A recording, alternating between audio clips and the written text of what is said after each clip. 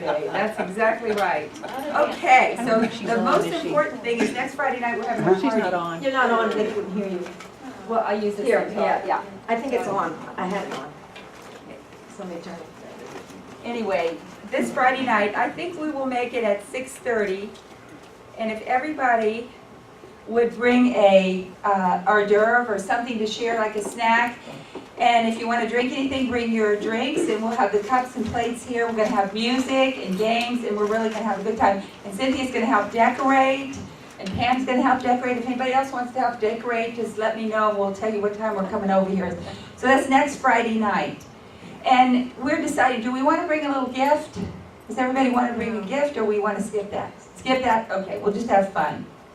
Okay, and then every Wednesday at 10:30 we have a yoga class here on Wednesday, and then 11:30 to 12:30 we have meditation. So that is every Wednesday.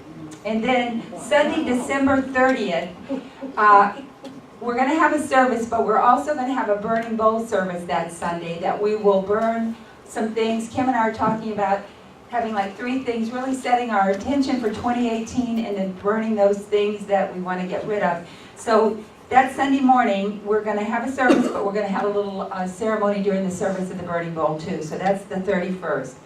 Then the first Sunday of January, Carol is going to be starting her metaphysical meetup after our potluck. So Carol, you want to stand up and talk about your metaphysical meetup a little bit? I'd love to. Yeah.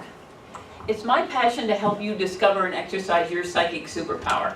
Everybody's psychic. And so I offer a bunch of different ways to help you do that. And one of them is going to be the metaphysical meetup, which we're going to have every first Sunday after the service, after the potluck. So it's open, it's $15. And we do some sort of a presentation, some sort of an exercise of Winologist, all kinds of interesting things. So that's it, and we'll have a lot of other things going next year, but those are the things. So don't forget next Friday night, the party. We're going to have a really fun time, and then we'll get into some other things today. So that's the end of the mouth. Okay, Pam, you're on. Well, we're in the Christmas season, aren't we? I'm going to talk about that a little bit. We were riding around the other night, and we saw a sign in the window of one of our neighbors, and it said, Jesus is the reason for the season. So I was thinking, well then, we could say Osiris was the reason for the season, and Horus was the reason for the season, and Bacchus was the reason for the season, and Attis was the reason for the season. And I could go on and on and on, because all of those god men had birthdays on December 25th. So, what if I told you that none of them were the reason for the season? That it goes back even further than all of them. And it goes back to the worship of the sun.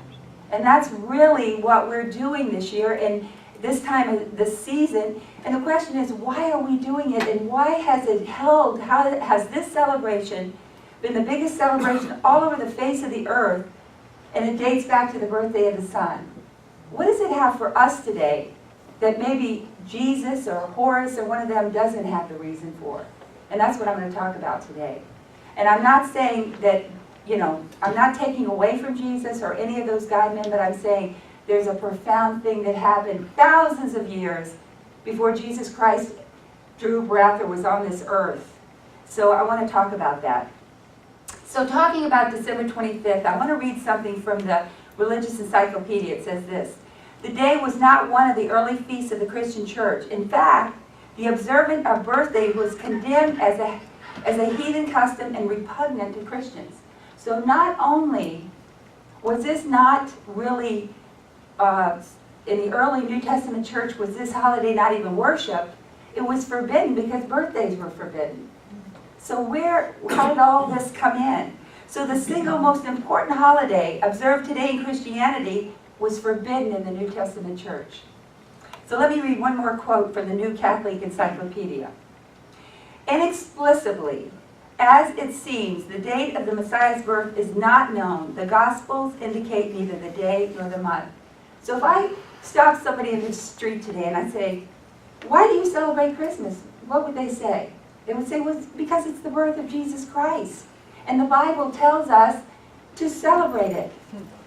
There's not one scripture in the Bible that tells us to celebrate Christmas, and there's not one scripture in the Bible, as the Catholic Encyclopedia says, that even tells us the date that Jesus was born. In fact, when I was in Christianity, mainstream Christianity, we knew it couldn't have been on December 25th. Because it talks in the Bible that the shepherds were still abiding in the field at that time, and it gets cold in Jerusalem.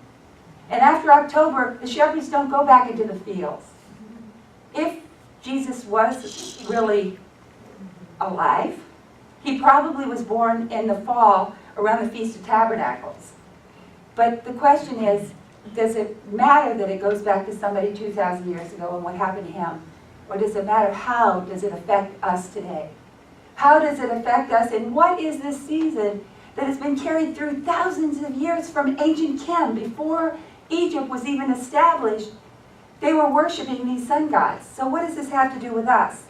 So if Christmas is the most popular form, and it isn't even in the Bible, so the next question, if Christmas is not in the Bible, where did it come from? And first let me say, in this month, you, all of us, on this planet, especially in this hemisphere, are about to enter a huge cosmic event, and so are the people in the other hemisphere. Because for us, it's going to be the winter solstice, and for them, it's going to be the summer solstice. And if I'm going to get to this a little later, but if you had a circle, which is the circle of humanity, the circle of our journey, and you take it from top to bottom, those are the two solstices, the longest day of the year, and then we're here at the winter solstice, the shortest day of the year. And then the equinoxes go across like this, and we have the fall equinox, where the sun begins to fall, and we have the spring equinox, where the sun begins to spring up in the sky. What do we see here? We see the Southern Cross. Where did the cross originate? Years and thousands of years before Christianity really has nothing to do with Christianity. Has to do with the four seasons, of all of the four divisions of the zodiac, all of that. So anyway, so first let me say that we're about to enter a cosmic event, one that's connected with the most ancient beliefs of mankind, one that has been regarded as sacred. This time of the year has been regarded as sacred from the onset of humanity, one that has always represented the restoration of life. And its origin connection is the winter solstice. What humanity is really celebrating is the birthday of the sun. And it's one of the most ancient, it is the most ancient worship of all times. So when the sun is born out of the darkness, and it begins to grow in strength, and it brings its light back into the world, that's what we were talking about, what Pierre read in the circle this morning. You see, the 22nd is the shortest day of the year. That is the winter solstice. It's when the darkness is the most profound on the earth. And then from that darkness, the sun is reborn, and a peculiar thing happens. And I'm getting ahead of my notes, which I always do. But anyway, a peculiar thing happens. It looks like it stands still for 3 days and 3 nights until the midnight of the 25th. And then some phenomena happens. On the midnight of the 25th, it rises 1 degree back into the heavens, and it begins its upward journey again. And the light, the days begin to increase, and the light on the earth begins to increase. And that's what they worshiped, because the sun was the most powerful thing. It was the life giver. It was their spiritual sun. They called it the spiritual sun, and that's what they worshiped. So it's the annual birthday of the sun, and it's the most sacred festival. It's celebrated all over the world today. But how many people really know what they're celebrating? How many people know the power of this season? So why has this celebration endured? Because it's profoundly symbolic, and it's encoded with all kinds of symbolic messages. I mean, people don't know what they're doing. The Yule log, and mistletoe, and the present giving, and the lights in the Christmas tree, which I'm going to talk about. They don't know. Where did they come from? They come from ancient worship, and they all have very symbolic meaning. Now, the church would say they were pagan. Pagan means that they worship nature. Not that they were bad people, but that they worship nature. They are pagan, but because it goes all back to our origin and who we are. So really, what this pictures for all humanity, and I love this, it's the grand resurrection in which all things and all types of existence come to the great redemption and restoration, the lifting up of all life from the darkness to the light. That's what this season is about. It's about the consciousness of humanity. It's about the lifting up of all consciousness into the light. Do you notice in nature, what does everything reach for? The light. Have you ever seen a tree and there's other trees around it and it's trying, but that tree is always pressing for the light. Every plant, every blade of grass, and so do we. We're pressing for the light too. The ancients understood the path of the sun is the path of every living thing. You see, we have a movie in the sky every year. We have the journey of life going on by the sun every year that's telling us why we're here and what path we're on. And it was celebrated the world over. All over the world they celebrated the birthday of the sun. And its path has been encoded in ancient literature, in mythology, in religion, in spiritual texts, in the most ancient hieroglyphics, in writings all over the world. All about the sun. And isn't it peculiar that Jesus is the S-O-N? You know, there's so many plays on words. But anyway, and the famous mythologist Joseph Campbell, who I love, and how many of you are familiar with Joseph Campbell? Yeah. Famous mythologist. He called this journey the hero's journey. And I've spoken about it before. It's the hero's journey, and every single one of you are on that journey. Every single one of us are on that hero's journey. And we just, as the sun and all life takes this journey, we take the journey of this hero's journey. So the sun, what is the sun really showing us? What are the seasons showing us? The seasons are showing us the different energies that are coming into the earth and the different patterns of our life, the different times of our life, like Kim was talking about.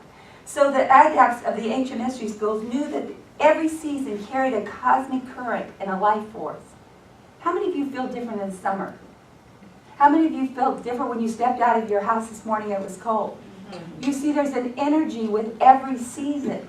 But what it's really showing us is the cycle of life, the maturity of life.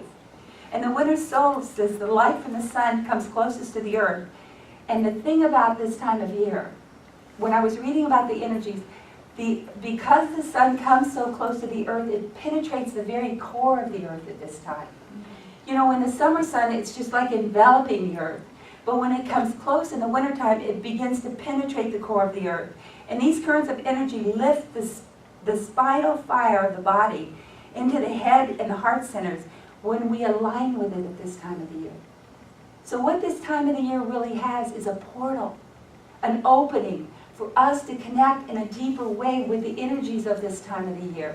And the energies of this time of the year, like Kim was saying, it's that hibernation. It's going in and dealing with our stuff, really looking at our stuff, because it pulls us back. It's retreating a little bit. And the movement of the changing currents of light poured upon the earth, it provides an evolutionary growth. So what we see about the seasons is every one of the seasons brings a certain energy in that enables us to grow if we connect with those energies. You know, nature is unfolding a story all year long, going into hibernation in the wintertime, coming up through the ice in the spring, new life. And the heavens are telling us a story. All of the cycles of the zodiac. We have the story, the hero's journey, your story, my story, all around us all the time. That's why Yeshua would say, if you have eyes to see, if you have ears to hear. And that's why Buddha held up a flower and said that's the whole sermon, because it's really the cycle of life. So from the 21st until midnight on the 25th, there's a powerful field of light, radiation, energy enveloping in the earth and pouring into its core. And on the 21st, the sun reaches its lowest southern point. It's been traveling downward since the summer solstice, which is the longest day of the year. So once that summer solstice comes, the sun starts its downward journey again until the 22nd of December, when it's at the lowest part of the earth. And after the summer solstice, the days become shorter. And the decrease of the sunlight represents the veil of forgetfulness when we come down into this realm. When we begin our descent into incarnation, that veil of forgetfulness comes to us and we don't remember where we came from or what we're here. And on the 21st, the peculiar phenomena happens, which I said, stand still for 3 days. And it's the darkest and weakest time for the sun, the light. And think of the ancients. When they only had the light of the sun, and all of a sudden, the sun was, coming lower and lower, and it was darker and darker, they were getting afraid because they didn't know if the sun was going to come back in those days, the ancient days, because it was life, it was their crops. So as that sun began to resurrect on the 25th, they began to celebrate because it was the renewal. And it looked like the sun died because it was on the southern cross, which is the crossification where crucifixion came from. It's the symbolism of the sun on the southern cross and being crucified at the winter and summer solstice. It all goes back to astrology. Every single thing, every story in the Bible goes back to astrology. The 3 kings, the star in the east is Cyrus, and then the three kings come up, the 3 other stars come up during that time. It's all about astrology. So anyway, at midnight on the 25th, the light currents submerge in the core of the earth and reverse their position. So what happens, now I want you to listen closely, what happens on December 25th is the currents that have come into the earth begin to reverse. And so we have that current of change coming in. And so there's a lot of confusion and everything until it really gets into its path. So we have a chance to reset our lives at this time. I mean, this is a time of real change, which creates a powerful force until the new motion path is stabilized. So we really are in a different energy on the 25th. So at this time, as the sun remains on the southern cross of the constellation for 3 days and nights, it's said that it dies on the cross. Ever heard that story again? Thousands of years before Jesus Christ, it died. And on midnight, it's reborn as it regains and resurrected back up into the heavens. So it's a picture of our soul being released from its physical presence and making its ascent back into the spiritual home or light. It's all about light. It's all about the sun. Ever think of a child? This is what I was doing this morning. I was thinking, think of a child when it's born. It goes through a tunnel, a dark tunnel, and it goes towards the light. What do we hear about after-death experiences? Exactly the same thing. And when I was reading about this, what the ancients, they believe that death is only a bridge between different lives. It was a time consciousness could detach from the physical body and explore the spiritual realms and recharge. What if we looked at death like that and knew there was no death? But just like Roger, who we've thought about all week, I've been thinking about Roger. What's Roger experiencing right now? The journey that he's on right now. He's just on that bridge. There is no death. Energy cannot die. It can only transform and take shape. It can never be destroyed. Science has tried in all ways to destroy energy. It cannot be destroyed.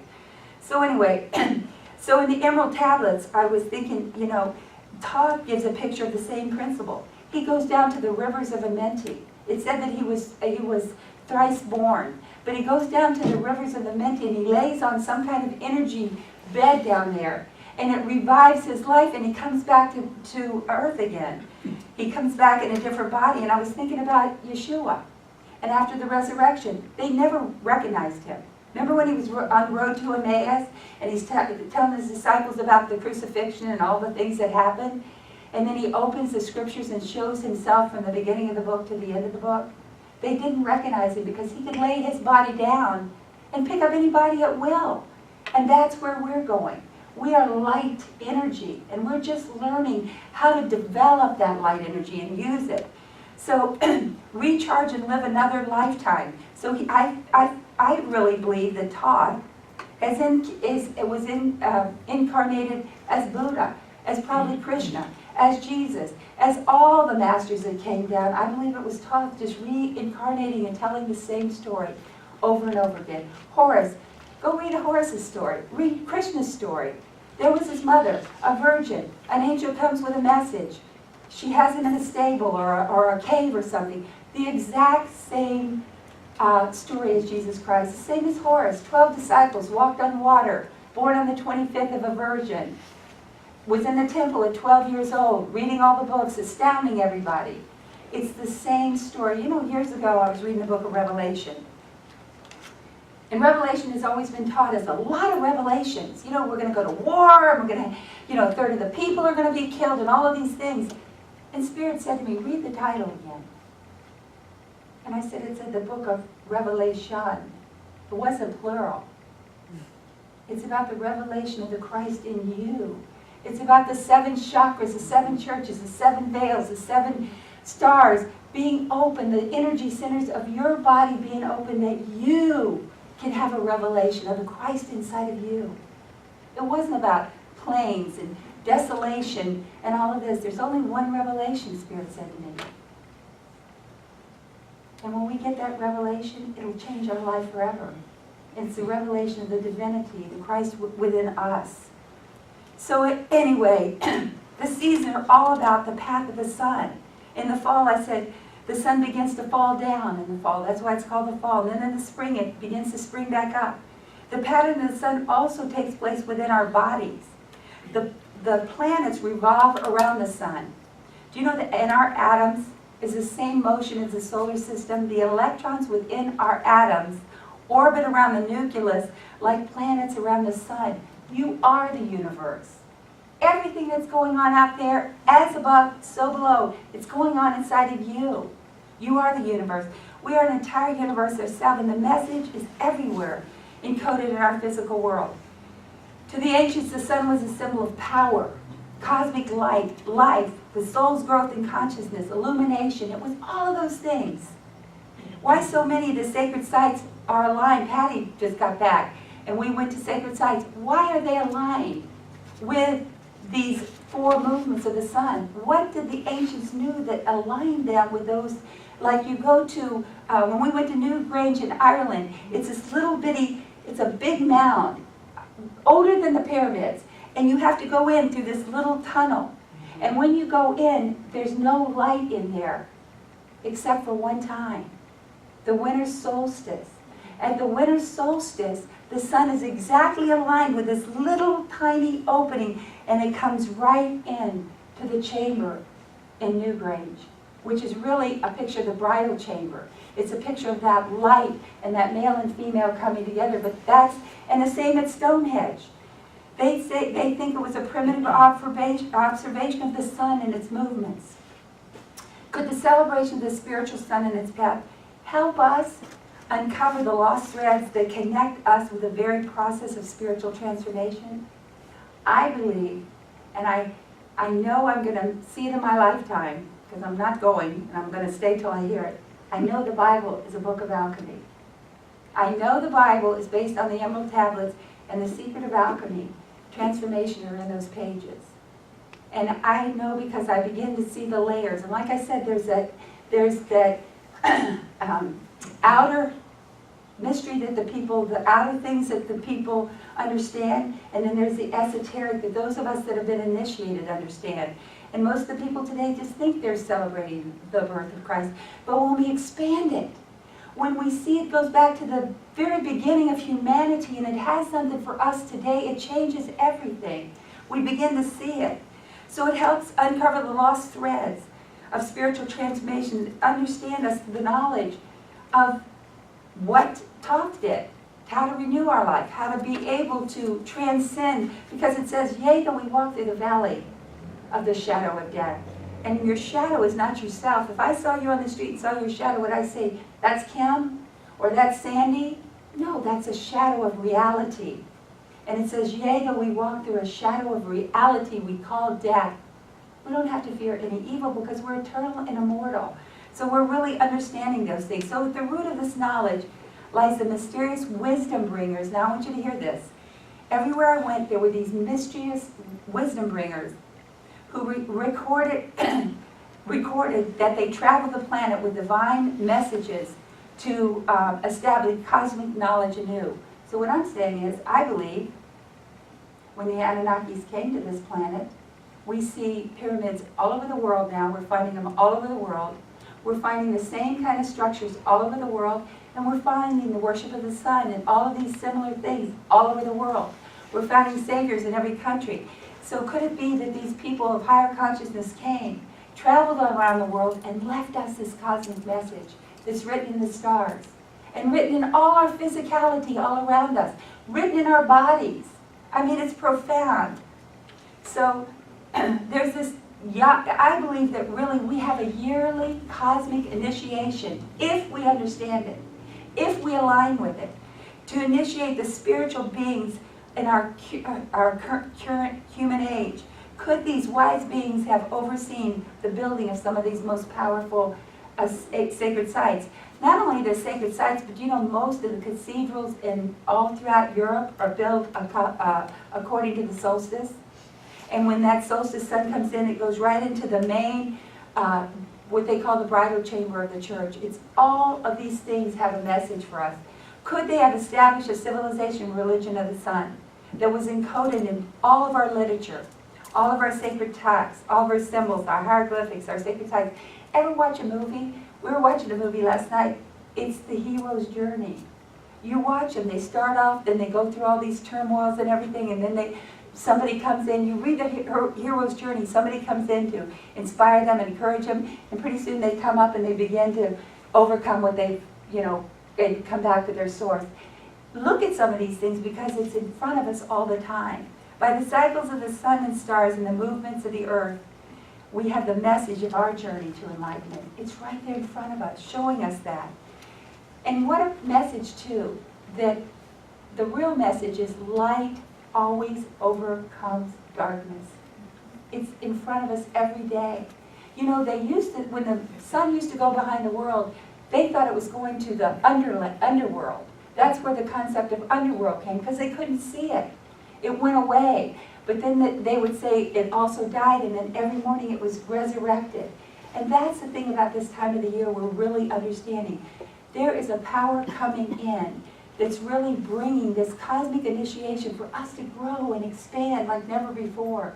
These are opportunities when we understand what the ancients understand and we can hook into them. So for thousands of years, the ancient seers understood. So they revered the sun as the highest symbol of divine consciousness and its light, the spiritual source of creation.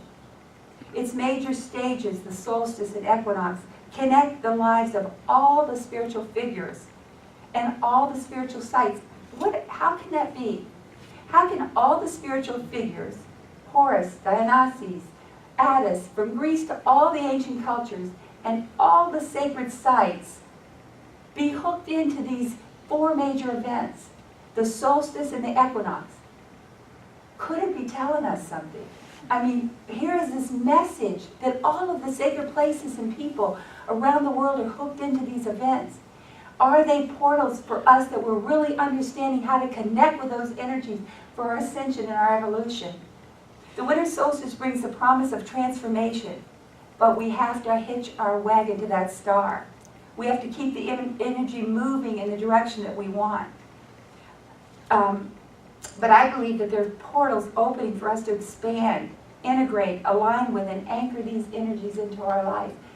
Remember when you were a child? How many of you remember when you were a child? We were talking about this. How was Christmas magic? Do you remember? Every day you were waiting for Christmas to come. I was. I don't know. My parents made it so magic. There was like magic in the air. Well, it's true. There is magic in the air. There's an energy in the air. There's an anticipation in the air of rebirth, of transformation. So we really are looking at this time of year, and I showed the cross. I was writing that down when I did it, about the solstice, the two solstices, and then the two equinoxes, which means equal. Those are the times of the day that night and day are equal. What does that really picture? It pictured that cross. So the cross even goes back way beyond Christianity. So the equinox is this time when the magnetic powers of the moon are the strongest. And the pull of the moon, do you know when the equinoxes come, the pull of the moon, it brings the tides higher. Have you ever seen how it pulls the tides? But the thing about the solstice is there a more of a deeper energy. We don't see the reaction to the solstice, but the solstice has the same kind of energy that really brings us into powerful, powerful transformation. And so we look around the world and we see celebrations happening everywhere in the world. of the energetic buildup of the magic. But how many of you, hold your hand if you can remember how you felt about Christmas, the magic of Christmas. Oh my God. For me, I can remember my brother and I, we played cooties all night in the bathroom because we couldn't get up until we got our mom and dad up. And one year we turned the clock back to it was about 3 o'clock, and we turned the clock till 6. My parents got up and they were fixing breakfast and everything, and my mom or somebody looked at the clock, she said, "Why is it only 3:30? But do you remember, it was like that anticipation. But there is something in the air, there is a spirit of Christmas. But it's the spirit of the sun, it's the spirit of light. Every one of those light gods was also a love god. So we're really tapping into those. Let me just see. So the spirit of Christmas, because instead of outgoing, it's pulling those tides. We have this incoming tide and this extra power that the sun is bringing in. Think of the symbolism encoded. The ancient symbol of the sun was an X, the solar cross. Now listen to this. X. So what did they call Christmas? Xmas, don't they? It's an accurate name because it's the celebration of the magnificent multiplication of solar cosmic energy. And isn't this also the sign of multiplication? You see how there's so much symbology and everything? I've gone through the wise men. I might do that the Sunday of Christmas. Tell you the story how it really is. But I want to tell you why we're celebrating this. Also interesting that it's multiplication, giving us more insight into the symbols of the increase of solar power. Celebration of Xmas by decorating the trees. Where did that come from? Anybody ever know? It came from a person witnessing the energetic lights that can be seen in trees at this time. Martin Luther, who was the founder of Protestant Reformation, first decorated a Christmas tree because he saw the lights, he witnessed the lights at this time of the year in the Black Forest. This time of the year is magic. If we have eyes to see, if we have ears to hear, beyond the physicality of what's being told us. You know, it says it's the honor of divinity to hide a thing, but it's the glory of a king to search it out. And that's what we're doing. We're searching it out. We're searching for that knowledge that can really set us free. When additional solar power passes through any organic life of any kind, it boosts the energy in their system. It causes increased power in the mind, soul, and energy field. So if you're opening to these energies, it can increase what's happening within you. Why do we have these seasons? Why is it every year we walk through the same cycle? Do you know the Israelites had 7 holy days? And the 7 holy days was the whole cycle of life. They walked through them every year because it kept reminding them of why they were here and who they were. That's the same thing that's being preached to us in nature. The seasons, the full moons, the equinoxes, the solstice, they're all preaching to us, telling us who we are. And if we can connect to those and connect to the energies of these times and see what they tell us, they always take us higher. So the next question are the natural times of celebrations, the universal energy, how they manifest on the earth. It's not by chance that Christianity took December 25th for Christ's birthday. It's not just a coincidence. Everything happens for synchronicity. The winter solstice proclaims the power of light over darkness every year. Because 3 days it stands still, but on that 3rd day it begins to rise.